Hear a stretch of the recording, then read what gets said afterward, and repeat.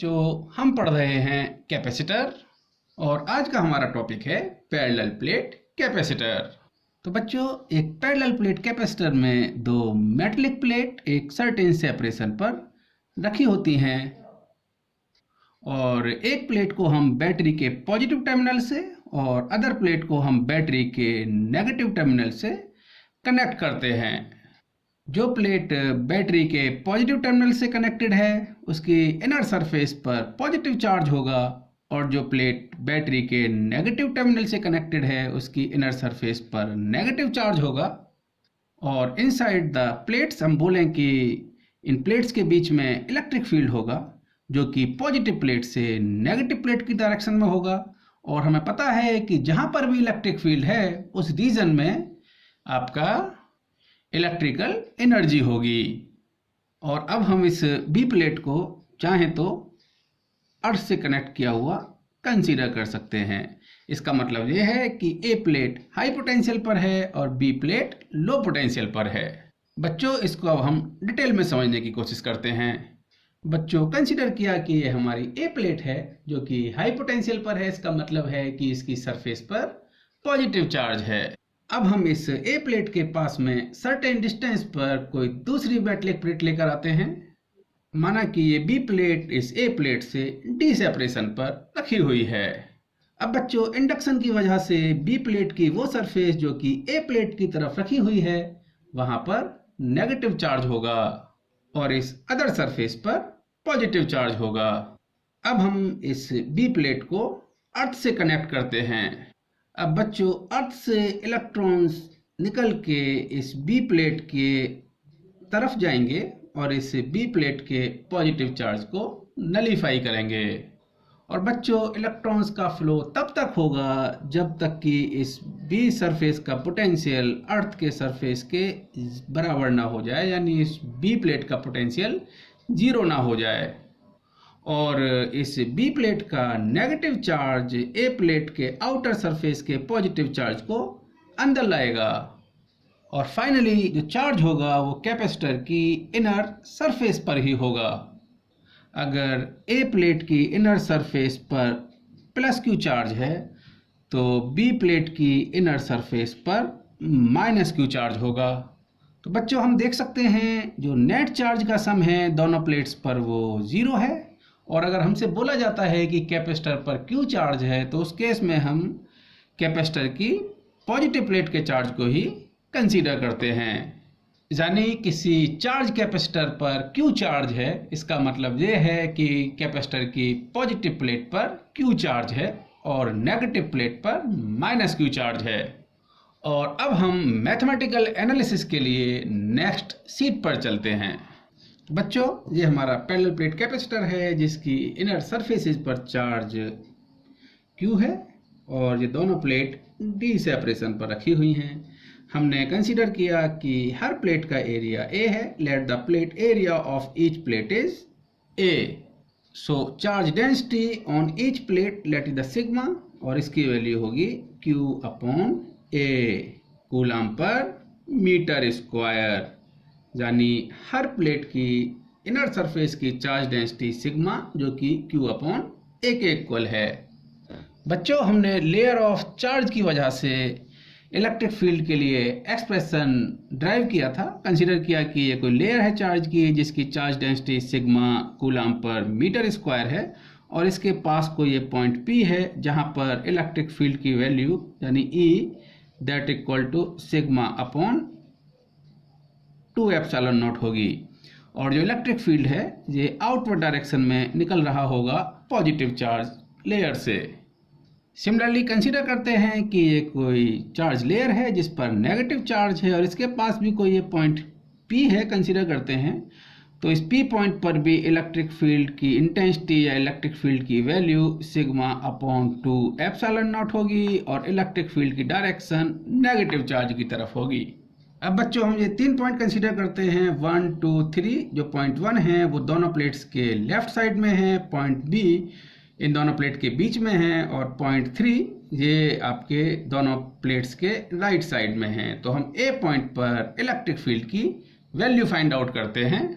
तो बच्चों ये ए प्लेट है, इसकी वजह से पॉइंट 1 पर इलेक्ट्रिक फील्ड आउटवर्ड डायरेक्शन में होगा और इसकी value sigma upon 2 epsilon not होगी। नेगेटिव प्लेट की वजह से यानी नेगेटिव चार्ज की वजह से इलेक्ट्रिक फील्ड नेगेटिव प्लेट की डायरेक्शन में होगा, जिसकी की value sigma upon 2 epsilon not होगी।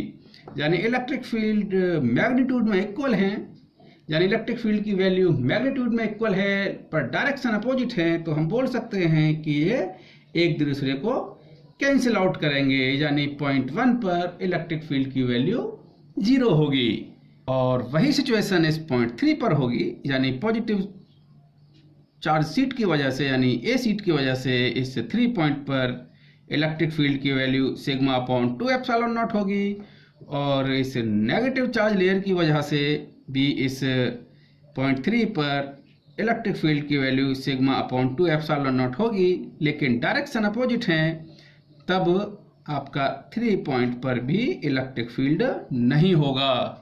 तो बच्चों इस 2 पॉइंट को कंसीडर करते हैं, मैं अलग से ले लेता हूँ इस 2 पॉइंट को। यानी इस पॉइंट 2 पर इस पॉजिटिव चार्ज प्लेट की वजह से इलेक्ट्रिक फील्ड की value sigma upon 2 epsilon not होगी और इलेक्ट्रिक फील्ड इस पॉजिटिव चार्ज से दूर जा रहा होगा, यानी away from this positive charge. और नेगेटिव चार्ज प्लेट की वजह से इलेक्ट्रिक फील्ड की डायरेक्शन नेगेटिव चार्ज की तरफ होगी और जिसका की magnitude sigma upon 2 epsilon not के इक्वल होगा।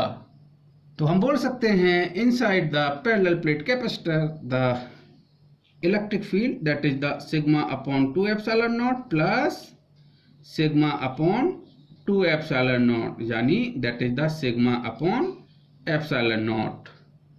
यानी हम देख सकते हैं इलेक्ट्रिक फील्ड केवल कैपेसिटर की प्लेट्स के बीच में है और इसकी यूनिट होगी आपकी न्यूटन पर कूलम। यानी electric field parallel plate capacitor की प्लेट्स के बीच में है, यानी एनर्जी केवल आपका इन दोनों प्लेट्स के बीच में है, आउटसाइड कोई भी इलेक्ट्रिक फील्ड नहीं है।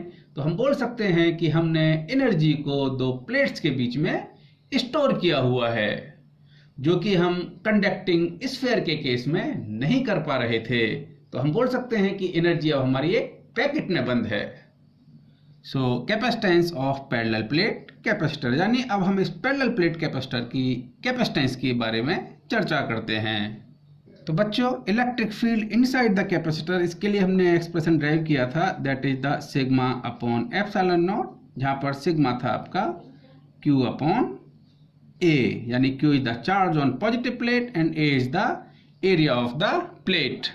नाउ पोटेंशियल डिफरेंस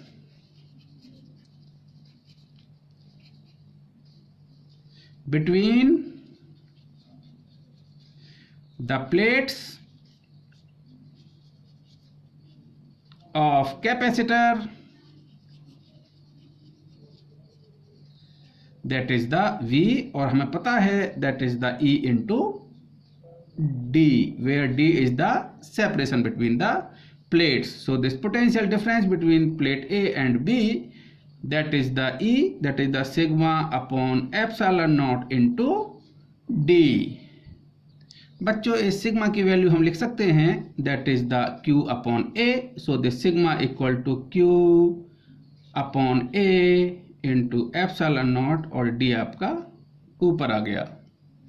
और एक रिलेशन हमने पढ़ा है तो C equal to Q upon V, where Q is the charge on the capacitor and V is the potential. So putting the value of V, let it be your first equation and it be your second equation, putting the value of V from first to second. So C equal to Q upon QD upon A epsilon naught। अगर हम इसको simplify करेंगे तो हमारी value होगी epsilon naught A upon D। तो बच्चों आप यहाँ पर केयरफुली देखिए, ये capacitance of this capacitor that is the epsilon not A upon D है, जहाँ पर कि A प्लेट एरिया है, D is the separation between the plates और एप्सिलॉन नॉट तो कांस्टेंट है। तो आप देखो बच्चों कैपेसिटेंस जो है एरिया और सेपरेशन बिटवीन द प्लेट्स पर डिपेंड कर रही है। तो हम बोल सकते हैं capacitance of a capacitor depends upon the physical structure of the capacitor. इस बात को ध्यान से रखिए बच्चों, जो कैपेसिटेंस है किसी कैपेसिटर की वो उसके फिजिकल स्ट्रक्चर पर डिपेंड करती है, जहां से लिख सकते हैं हम C proportional to area of the plates and C is inversely proportional to the separation between the plates. Okay बच्चों, इस वीडियो को आप ध्यान से पढ़िए। So for further discussion we come to the next sheet.